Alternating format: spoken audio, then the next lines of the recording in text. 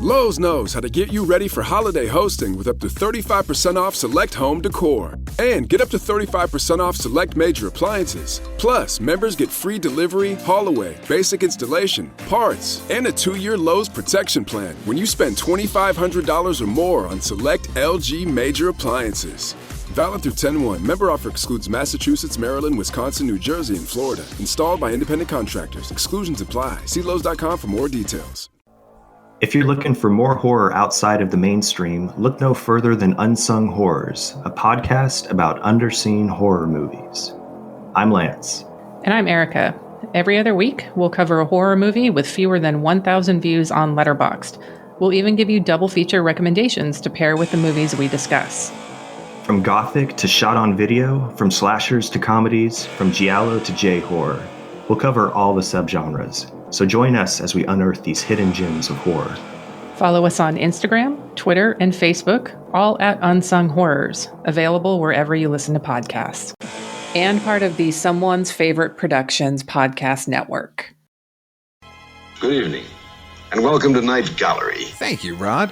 And I want to welcome everyone to Midnight Viewing, where once a month we talk all about your follow-up to the Twilight Zone, Rod Serling's Night Gallery. They say it's Rod Serling's Night Gallery, and it isn't really Rod Serling's Night Gallery, it's somebody else's. Oh, we know. We talk about it a lot. Your curators at Midnight Viewing are the projection booth's Mike White. What can happen to human beings when trust is wiped out by suspicion? And CultureCast's Chris Stashew. Small boy encased in a crystal ball. And I'm Father Malone. The kind of thing that usually infests nightmares. Join us monthly at Midnight Viewing, the Night Gallery podcast at weirdingwaymedia.com. Doesn't remotely belong to me. I have no proprietary interest in that at all. Weirding Way Media.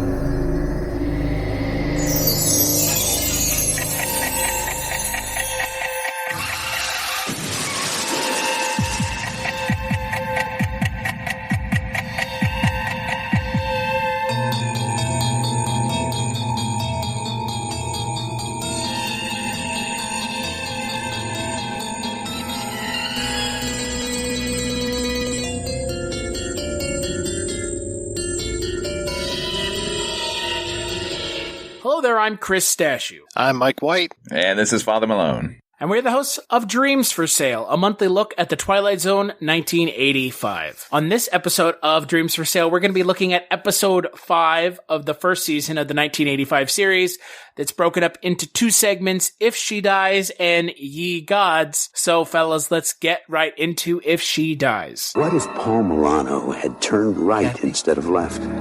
Hit the brakes a millisecond quicker. Or if. The word ticks like a crazy clock, trying to reclaim a single tragic second from the Twilight Zone. How long was this segment? 20 minutes? It really, about it 22. flew by. Right, it really did. So this episode, the entire episode aired October 25th, 1985. This segment is directed by John Hancock, written by David Bennett Karen, and stars Tony LoBianco as a father who is convinced by a ghost of a little girl to buy a bed from an orphanage. Boy, this is a really interesting segment. I don't really know what was happening in it for the most part. It does seem pretty scattershot. Yeah. Yeah, yes. It seems like there's a lot of ideas and none of them, there's a lot of ideas, but they don't end up being like a cohesive idea, if that makes sense. Yeah, because there's this whole thing about the father and his little girl, and they make a wrong turn, and there's a car accident, so she's in the hospital, and then that ties into the orphanage and the bed and the little girl ghosts, and basically buy this bed, put the little girl in it, and then I guess she gets possessed by the spirit of the dead girl? Is that how you guys are reading it too? Sir, we need to point out that it is Kimmy Gibbler from Full House is the small child in this episode, which... Yeah, she sure is. To answer your question, Mike, I guess I don't know. It's pretty ambiguous. I'm going to go with that she is possessed of this new ghost girl. Which is probably the only redeeming aspect of the episode, as far as the ideas thrown out there. I'm going to go with she's not possessed, and that the doll, the bear toy, is what is used to bring her soul back from the brink? I think so. Or is it the bed? This is so bizarre. It's so ambiguous that it's actually really, and I'm not trying to deride the episode, but it's almost it's stupid. It's like they don't care about the rules. Are there rules? That's my point. Yeah. I mean, what's weird is it like the orphanage is run by the Roman Catholic Church. There's a nun there. It's been closed down. The orphanage is run by Amanda Kruger, is who it's run by. Yeah, she sure is. Yeah, that was a little bit weird to see her as another nun. Like, I guess she was on her way to the asylum after this episode. But Roman Catholicism eschews any sort of like supernatural validity. So it's sort of weird that they all these nuns know about this story, about this little girl and her doll Toby, and that she's a ghost and that she's come back, and they've somehow held on to this bed that did she sleep in the bed? Like, was it her bed? Like, is that a possessed object or a cursed object or something? Or is it the doll? I don't know. Mike White, weigh in on this one for us, please. Yeah, you guys got me on this because I could not figure out what was going on, and the way that the nun was keeping the doll and didn't want to give it up. And how did he end up with the doll anyway? Did I blink and I missed it? We all must have blinked at the same time because I must have missed it as well. Yeah, I mean, he wants it. She won't give it to him, and then okay, yeah, and then he has the doll. The doll. Well, no, I guess he gets the doll from the nun, right? But she doesn't want to give it to him. I guess so. I have to say, I'm David Curran, the writer on this episode. I was very curious about his other things that he did, and he wrote just a ton of stuff, but he also wrote a bunch of Next Generation things, and that's the only thing of his that I've seen pretty much every episode that he's written. And I gotta say, probably some of the weaker episodes of Star Trek The Next Generation, including at least one of the worst holodeck episodes that there has been, where they dress up like Robin Hood and the Merry Men, the Cupid episode. Oof, so that is so bad. I'm not real impressed with this guy's track record, is what I'm trying to say. Well, and the thing is, for me, is when you watch the beginning of the episode, it has this really kind of interesting hook. It's like, the opening narration, which you heard before we started talking about this episode, it almost makes it sound like this is going to be something else. This is going to be a different kind of story. Especially and it ends up being some sort of like weird, this is like, for me, this almost could have been, and Father Malone, you'll appreciate this, a Tales from the Crypt episode if it had gone a little farther at the end, where it's like, and now she's possessed. Yeah, I agree with that. This whole thing where he turned left instead of turning right, and it seems like, okay, are we going to get two timelines, and one was the left turn and one's the right turn, and we're going to switch somewhere near the middle of the episode, or maybe the last third of it, and we'll see what that right turn would have looked like? I mean, it just seemed like a really weird intro to this episode. I think that opening narration is just such it promises an episode that was going to be much better than the one we were delivered.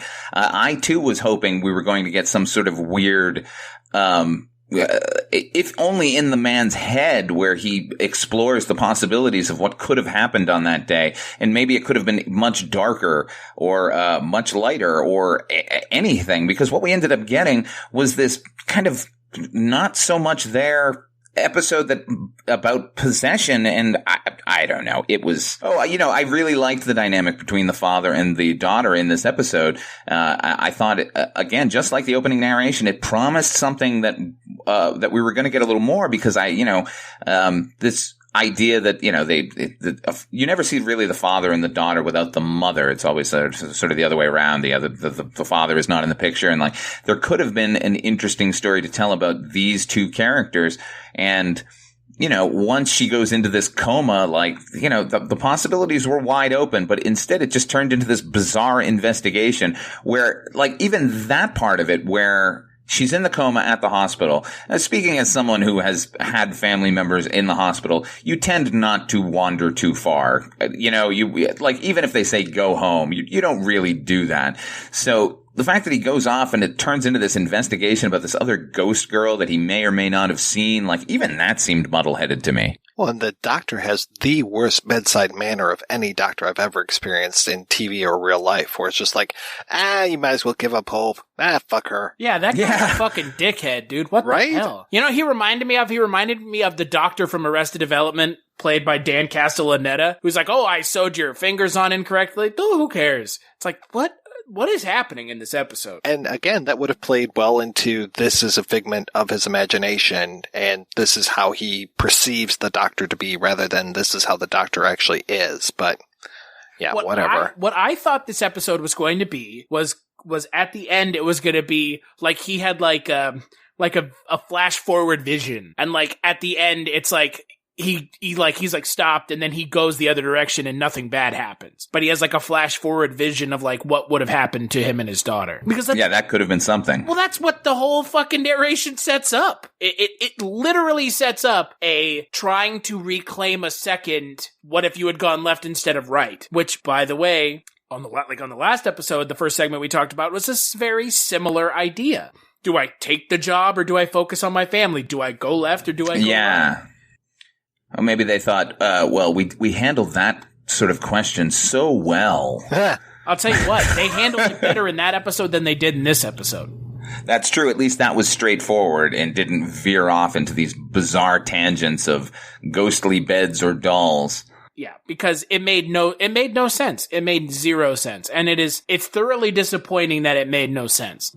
You know, it's a weird little aside. The guy who played that doctor, John Gowans, he eventually became the head of the Salvation Army. Oh, wow. Like in real life? Yeah. Yes. In like 99, I read about him. He became the 16th general of the Salvation Army. Weird. Well, so I guess he has bedside manner, just not as that character. Sure seems like a compassionate guy in this episode. I don't know if you guys have ever seen, because this was directed by John Hancock, and he really, cut his teeth on a movie called Let's Scare Jessica to Death.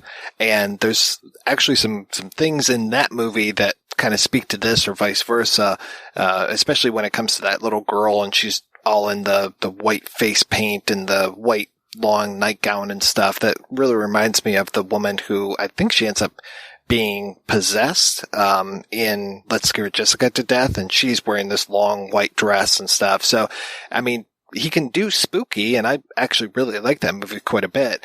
And in this, it's like, I mean, the guy should have maybe been a little bit more freaked out by this ghost child that approaches him, but I mean, nobody seemed to be on keel when it came to human emotions.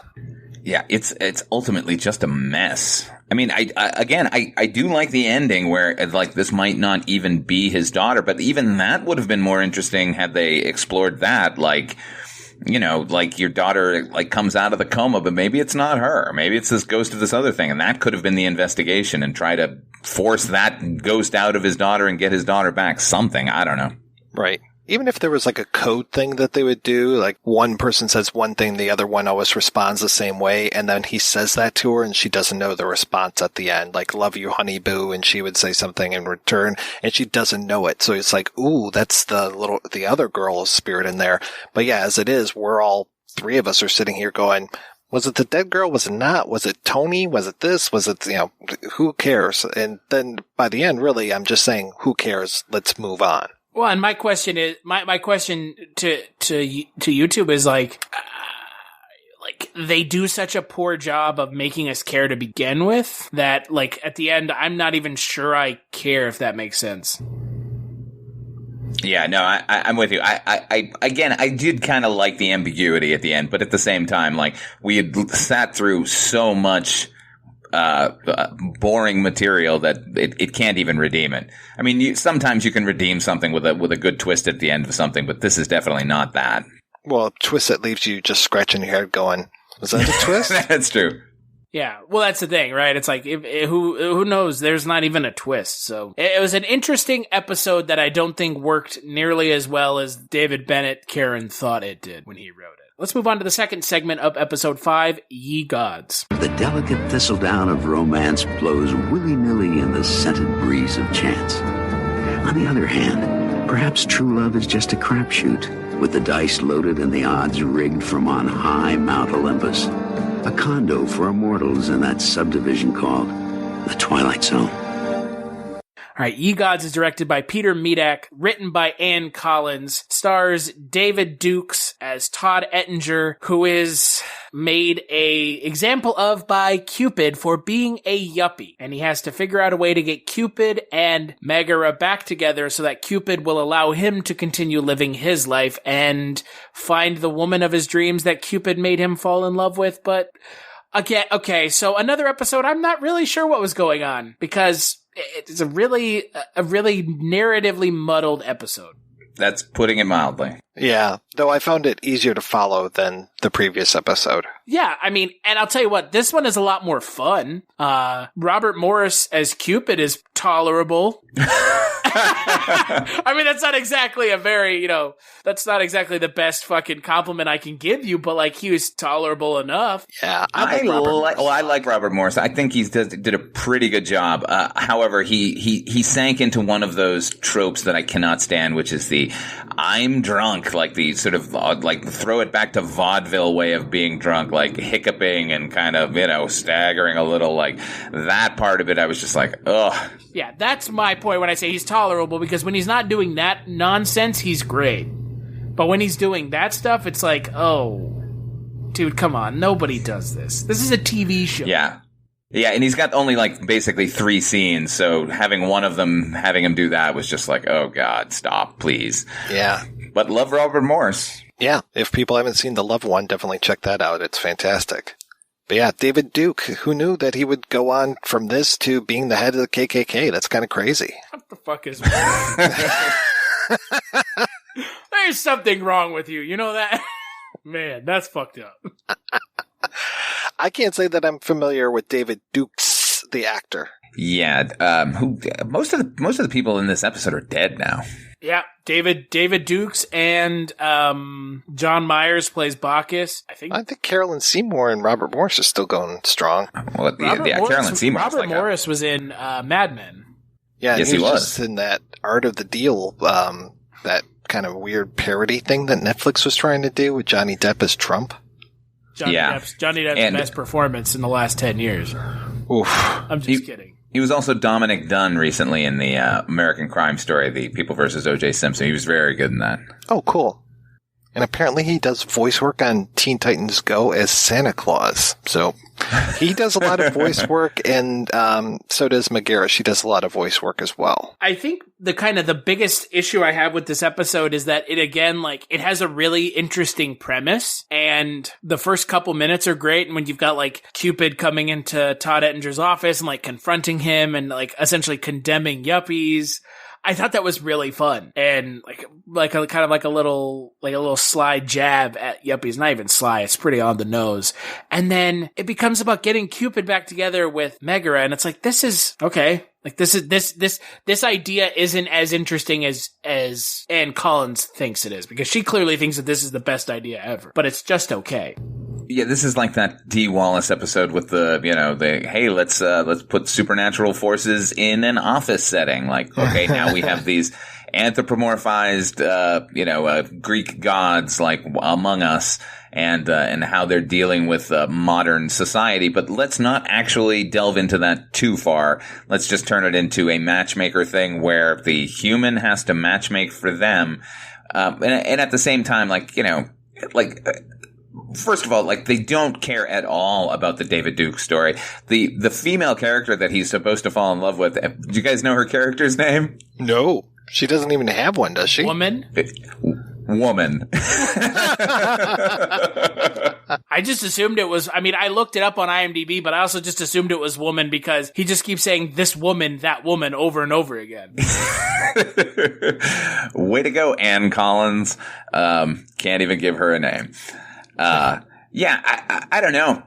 Like you said, the opening scene, just like in the previous one, had a lot of promise. I liked Robert Morris sort of castigating this guy in his office. Also, let me just point out, when he's shooting his bow, that effect looked great. I liked it then. It held up. Yeah, I agree. And, that they made it pink kind of brought it out of what could be reality and made it cartoonish, but I like that it was cartoonish and it fit with the character really well. So much promise. And then by the end, look, the opening scene of this is this guy discussing the basically what is like a BMW he's going to be buying.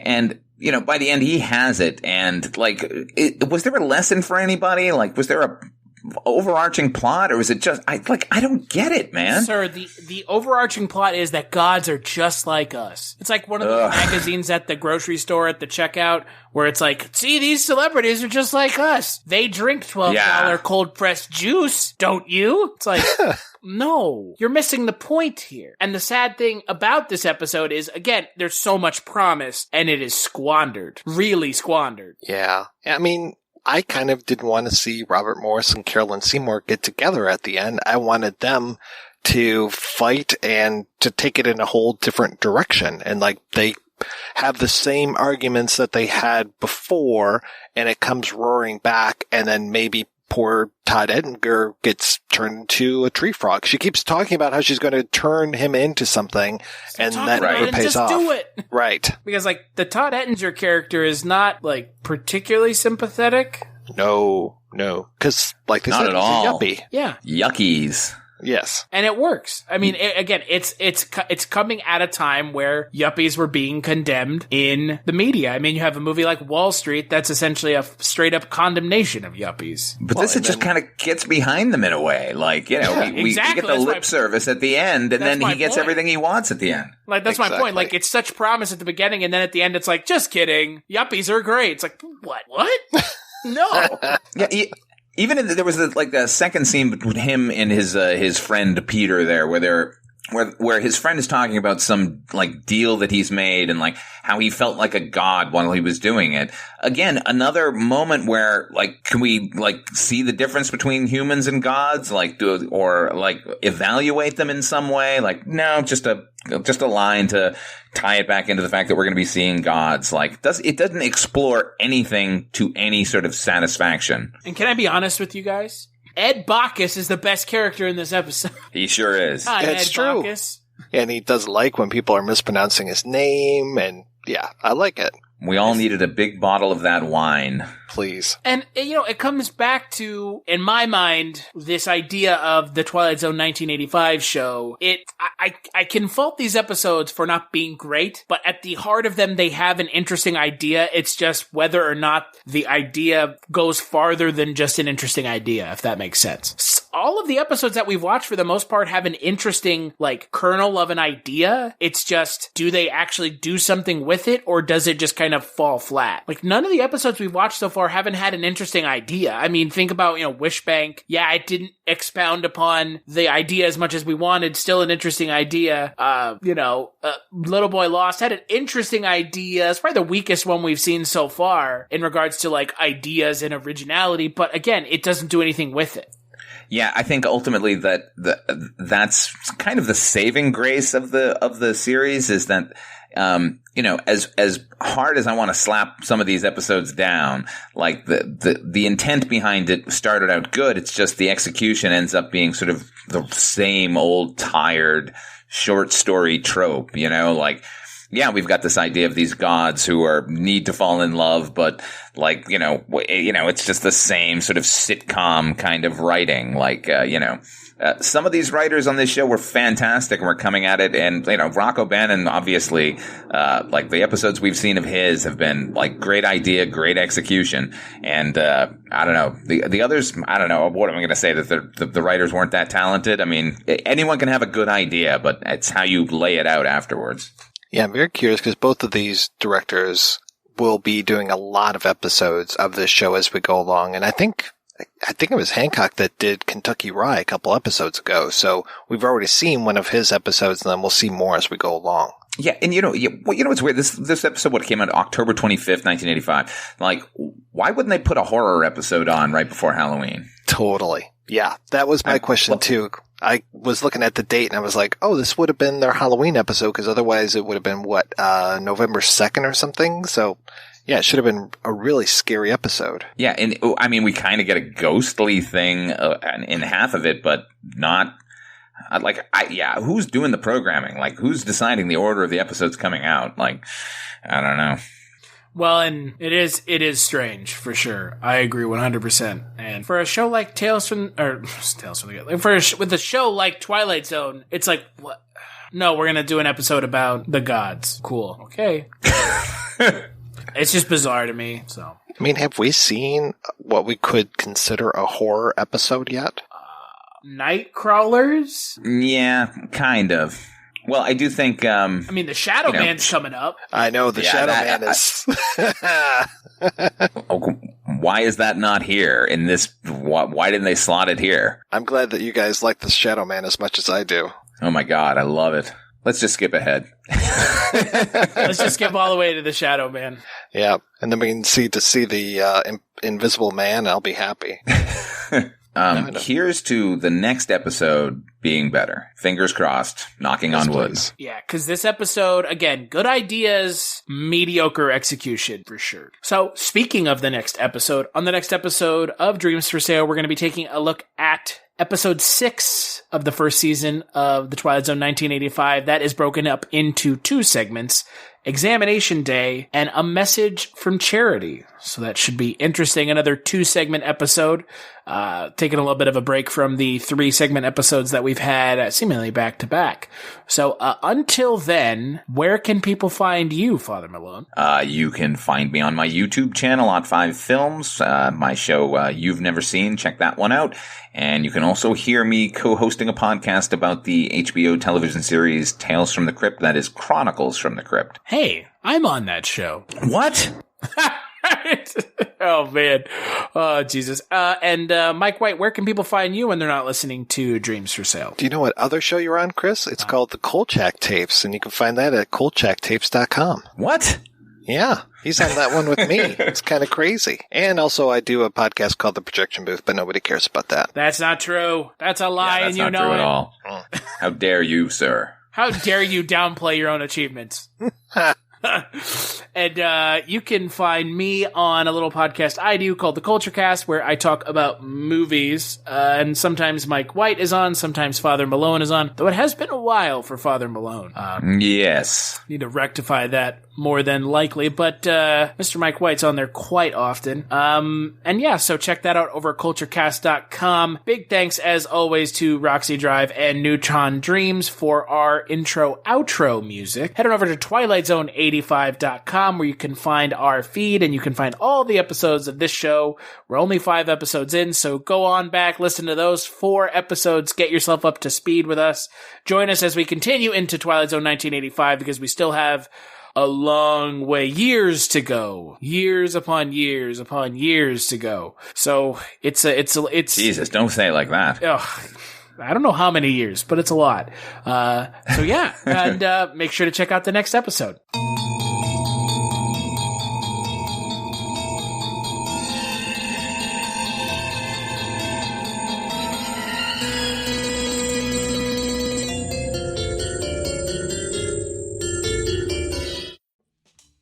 Do you love movies? So do I. What's up, y'all? It's KB, and I love movies. Inviting you to listen to The Conversation, a film podcast where passion meets perspective and opinion. From the old school to the new, I invite a guest on to discuss the movies that thrill us, challenge us, break our hearts, or even blow our minds. There's always new episodes dropping wherever you get your podcasts. So join the conversation. We don't just watch movies. We love talking about them too. The Conversation with KB Loves Movies, a part of Someone's Favorite Productions podcast network.